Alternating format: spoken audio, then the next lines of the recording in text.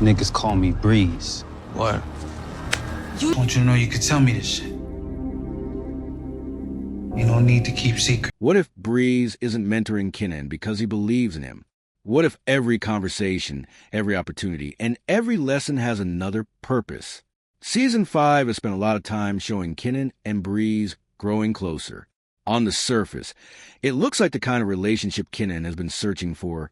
A mentor who listens, respects him, and gives him room to make his own choices. But the more I watch their scenes together, the more I start to wonder if Breeze sees something very different.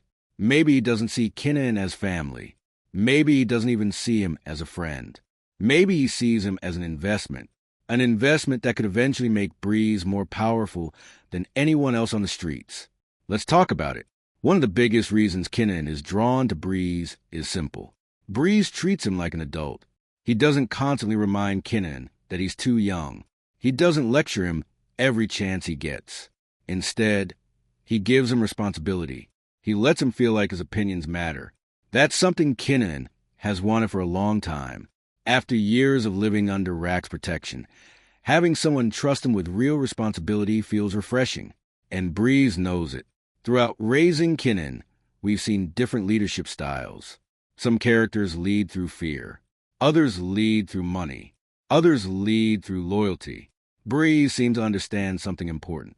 If you make someone feel respected, they'll often stay loyal much longer than if you simply order them around. That's exactly what he's doing with Kanan. Instead of demanding obedience, he's earning trust, and that's much harder to break. One detail I've noticed this season is that Breeze rarely wastes words. Whenever he gives Kanan advice, it isn't random. He's teaching him how to think, how to observe people, how to stay calm under pressure, how to see opportunities. Those are valuable lessons, but they also serve another purpose. Every lesson makes Kanan more useful. A smarter Kanan is an asset. A more confident Kanan is an asset. A more experienced Kanan becomes someone who can help expand Breeze's influence. That's why I think Breeze isn't simply mentoring him out of kindness. He's developing him. Another reason Breeze has been so successful is because he recognizes exactly what Kanan is missing. Kanan wants independence. He wants people to stop seeing him as Rack's son. He wants to build his own reputation. Breeze doesn't fight those feelings. He encourages them. Whether intentionally or not, he creates an environment where Kanan feels understood. That emotional connection is powerful. Sometimes people become loyal not because someone offers them money, but because someone makes them feel seen. Now, I don't think Breeze secretly hates Kanan. That's not my theory. In fact, I think Breeze probably respects him. But respect and strategy can exist at the same time. If you're building influence in the streets, surrounding yourself with talented people is simply smart business. Kanan is intelligent. He's ambitious. He's learning quickly. Why wouldn't Breeze want someone like that close? The question is whether he's investing in Kanan's future or investing in his own. This is where the contrast becomes really interesting. Rack looks at Kanan and sees her child. Every decision she makes is filtered through that relationship. Sometimes she protects him too much. Sometimes she hides things from him because she believes it's for his own good. Breeze doesn't carry that emotional weight. He looks at Kanan differently. He sees capability. He sees potential. He sees someone who could become extremely valuable. That difference changes everything. One thing young people often crave is belonging. They want to feel accepted, needed, respected. Breeze gives Kanan those feelings. But here's the question. Is that the same thing as family? Not necessarily. Family sometimes says no. Family sometimes protects you from yourself. Business relationships, on the other hand, often reward whatever produces results. Kanan may not recognize that distinction until much later. Every time Kanan spends more time with Breeze, Breeze benefits too. He gains information. He gains loyalty. He gains someone who's learning the business from his perspective. That's valuable, especially considering Kanan's background and connections. Having someone like Kanan in your circle strengthens your position. Whether Breeze planned it from the beginning or not, the relationship clearly benefits him.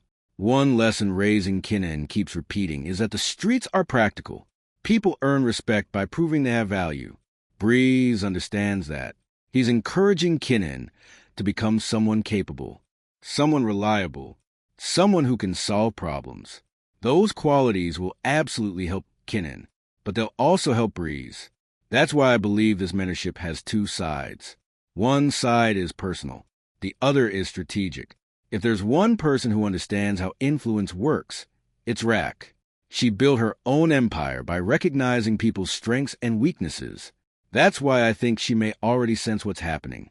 She sees Kanan becoming more independent. She sees Breeze becoming more important in his life. She understands that whoever shapes Kanan's thinking today will influence his decisions tomorrow. That's probably what worries her most. Not that Breeze is spending time with Kanan, but that Kanan is beginning to trust Breeze more than he trusts her. Here's another possibility. Maybe Breeze isn't just thinking about today. Maybe he's thinking years ahead. Every successful leader eventually needs people who can carry responsibilities, people who understand the business, people capable of making difficult decisions. Kanan fits that description. Training him now could create enormous advantages later. Again, that doesn't automatically make Breeze evil. It simply makes him strategic. At this point in the story, Kanan sees opportunity. He sees respect. He sees freedom. Those things are real. But he may not yet recognize that every opportunity comes with expectations. Every mentor shapes the people they teach. Every lesson changes the way someone sees the world. By the time Kanan fully understands where those lessons are leading him, he may already be walking a path that's difficult to leave behind. So here's my theory. I don't believe Breeze is manipulating Kanan in some obvious, villainous way. I think it's much more subtle than that. Breeze genuinely sees talent in Kanan.